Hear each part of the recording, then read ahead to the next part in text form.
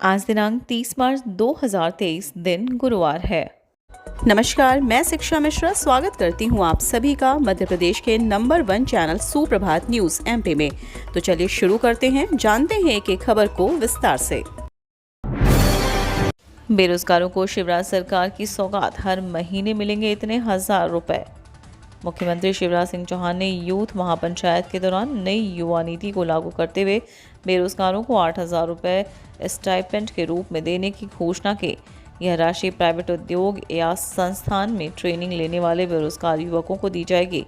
यदि आकलन किया जाए तो मध्य प्रदेश में शिक्षित बेरोजगारों का यह आंकड़ा करोड़ों में हो सकता है। मध्य प्रदेश के उज्जैन में जिला रोजगार कार्यालय में 58,000 से ज़्यादा ऐसे बेरोजगार पंजीकृत हैं जो शिक्षित और तकनीकी रूप से दक्ष होने के बावजूद बेरोजगार हैं। आंकड़ों के मुताबिक पुरुषों की संख्या महिलाओं की संख्या से लगभग 2 गुनी है।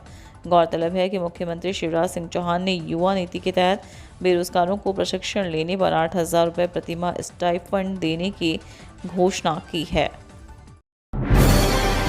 बिजली कर्मियों को नए मेडिकल नियम के तहत बिलों की मिलेगी स्वीकृति। मध्य पूर्व क्षेत्र विद्युत वितरण कंपनी लिमिटेड के संचालक मंडल की 107वीं बैठक मंगलवार को शक्ति भवन कार्यालय में हुई। विद्युत वितरण कंपनियों के चेयरमैन एमडी रघुराज राजेंद्रन ने बैठक में अधिकारियों को निर्देश दिए कि बिजली उपभोक्ताओं को गुणवत्तापूर्ण बिजली की आपूर्ति के साथ ही उनकी शिकायतों का निराकरण शीघ्रता के साथ किया जाए। उन्होंने आगामी बैठकों में राजस्व संग्रहण की समीक्षा को शामिल करने के भी निर्देश दिए। बैठक में बिजली कर्मचारियों के लिए नए मेडिकल नियम के तहत बिलों की स्वीकृति देने की स्वीकृति प्रदान की गई। 1450 छोटे उद्योगों को दी 400 करोड़ रुपए की सब्सिडी। शिवराज बोले, उद्यमी मध्य प्रदेश के विकास पार्टनर। सूक्ष्म लघु और मध्य स्तर की 1450 एमएसएमई औद्योगिक इकाइयों को सिंगल क्लिक से मुख्यमंत्री शिवराज सिंह चौहान ने 400 करोड़ रुपए की सब्सिडी अंतरित की है। इस अवसर पर चौहान ने कहा कि औद्योगिक इकाइयां ही मध्य प्रदेश की अर्थव्यवस्था की आत्मा है। यह इकाइयां स्थानीय स्तर पर कृषि उत्पादों तथा अन्य सामग्री का वैल्यू एडिशन करने के साथ युवाओं के लिए रोजगार के अनेक अवसरों का सृजन करती है। अर्थव्यवस्था को गति देने में इन इकाइयों की महत्वपूर्ण भूमिका है। उद्यमी हमारे विकास के पार्टनर हैं। राज्य सरकार सूक्ष्म लघु और मध्यम स्तर की राज्य की इकाइयों को सर्वोच्च प्राथमिकता देती है। हम प्रदेश में इन इकाइयों का जाल बिछाना चाहते हैं। इस दिशा में आने वाली कठिनाइयों को दूर करने के लिए हर संभव प्रयास किए जाएंगे। ग्वालियर में भी रुकेगी वंदे भारत एक्सप्रेस। भोपाल से चलकर शाम 7:48 पर पहुंचेगी यहां।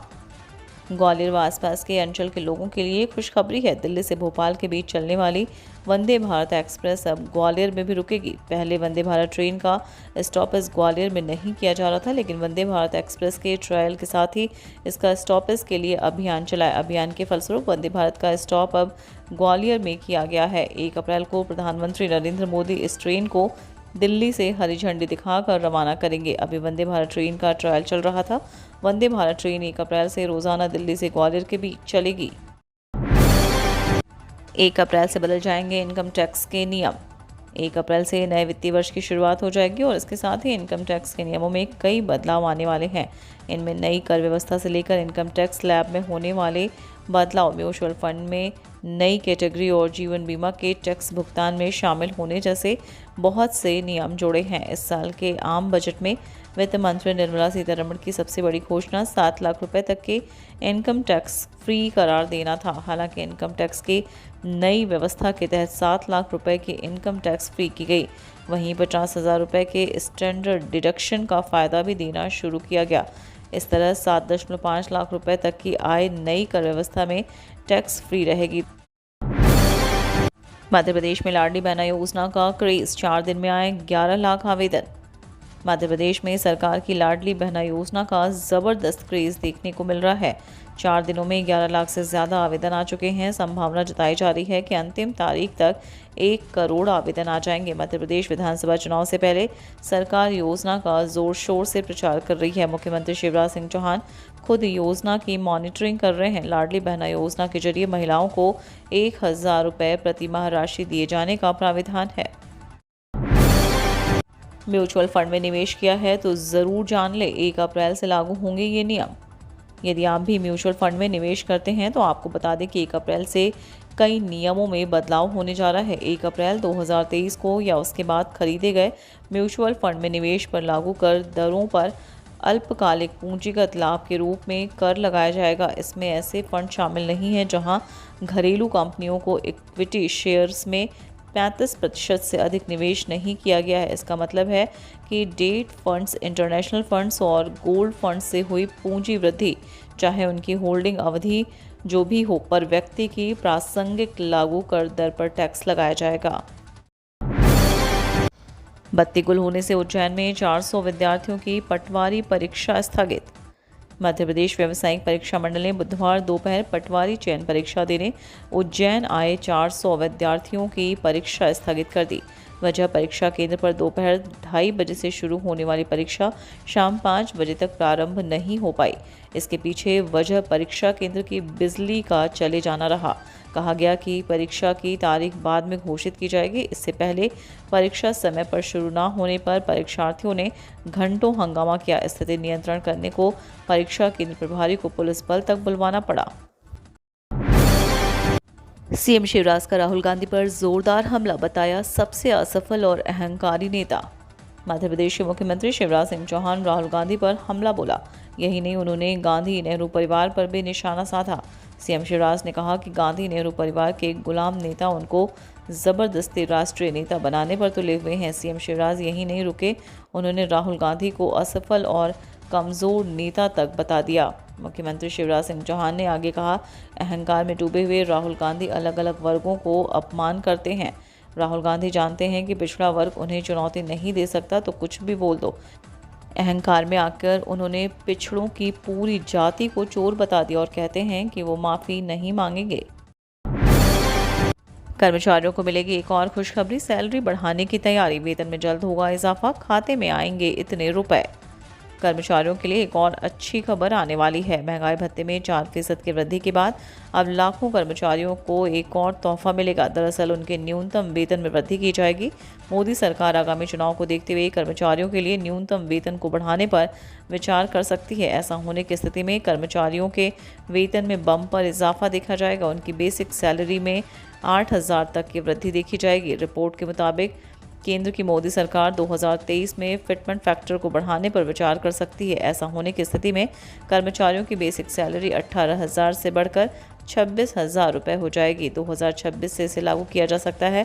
फिलहाल इसकी आधिकारिक पुष्टि नहीं की गई है। इंदौर के बाहरी क्षेत्र में 60% तक बढ़ेगी गाइडलाइन। केंद्रीय मूल्यांकन समिति ने इंदौर कलेक्टर के मौजूदा गाइडलाइन के 779 स्थानों पर संपत्ति की दरों में 10 से 60% की वृद्धि को मंजूरी दे दी है। 1 अप्रैल से गाइडलाइन में औसत 4.42% की वृद्धि लागू होगी। शहर के मध्य क्षेत्र में गाइडलाइन की दरों को न बढ़ाते हुए बाहरी क्षेत्रों में गाइडलाइन बढ़ाई गई है। इसमें 202 नई लोकेशन को भी गाइडलाइन में शामिल किया गया है। जिला मूल्यांकन समिति ने 4,930 स्थानों में से 1,080 स्थानों पर 10 से 60% गाइडलाइन की वृद्धि का प्रस्ताव बनाकर भेजा था। केंद्रीय मूल्यांकन समिति ने सिर्फ 779 लोकेशनों पर ही गाइडलाइन बढ़ाने की अनुमति दी है। ग्वालियर चंबल में कांग्रेस भाजपा के बीच दिलचस्प मुकाबले में राजा महाराजा होंगे मुख्य चेहरे। मध्य प्रदेश में नवंबर में होने वाले विधानसभा चुनाव में भाजपा कांग्रेस के बीच कांटे के मुकाबले में सबसे दिलचस्प तस्वीर ग्वालियर चंबल क्षेत्र में बनने की संभावना है। अंचल में महाराज पुकारे जाने वाले ज्योतिरादित्य सिंधिया के समर्थक विधायकों के साथ भाजपा में शामिल होने और अंचल में दिग्विजय सिंह की बढ़ती सक्रियता के बाद बदली परिस्थितियों में मुकाबले सीधे महाराज बनाम राजा होना तय माना जा रहा है। विश्लेषकों का मानना है कि अंचल में यह पहला चुनाव होगा जब कांग्रेस भी पूरी एकजुटता के साथ भाजपा के खिलाफ चुनाव लड़ेगी, वरना अब तक राजा महाराजा की कांग्रेस आपस में ही लड़कर एक दूसरे को निपटा देती थी।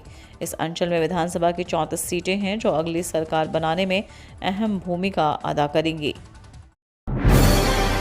कर्नाटक में विधानसभा चुनाव की तारीख का ऐलान, इसके बाद मध्य प्रदेश में भी तैयारी। चुनाव आयोग ने कर्नाटक में विधानसभा चुनाव के लिए तारीखों का ऐलान कर दिया है।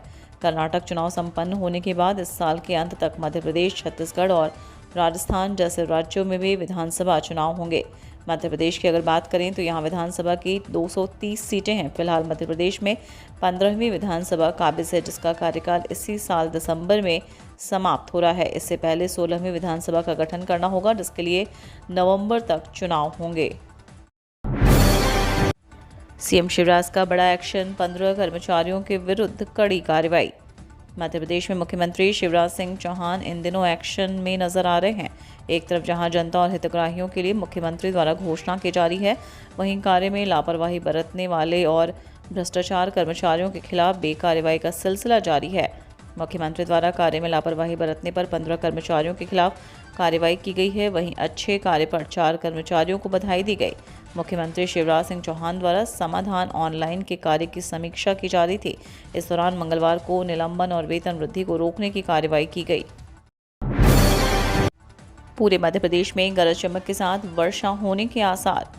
अलग अलग स्थानों पर बन रही मौसम प्रणालियों के असर से मध्य प्रदेश में मौसम का मिजाज एक बार फिर बदलने लगा है। इससे अधिकतर जिलों में बादल छाने लगे हैं। मौसम वैज्ञानिकों के मुताबिक आज गुरुवार को मध्य प्रदेश के सभी संभागों में कहीं कहीं गरज चमक के साथ वर्षा का दौर शुरू हो सकता है।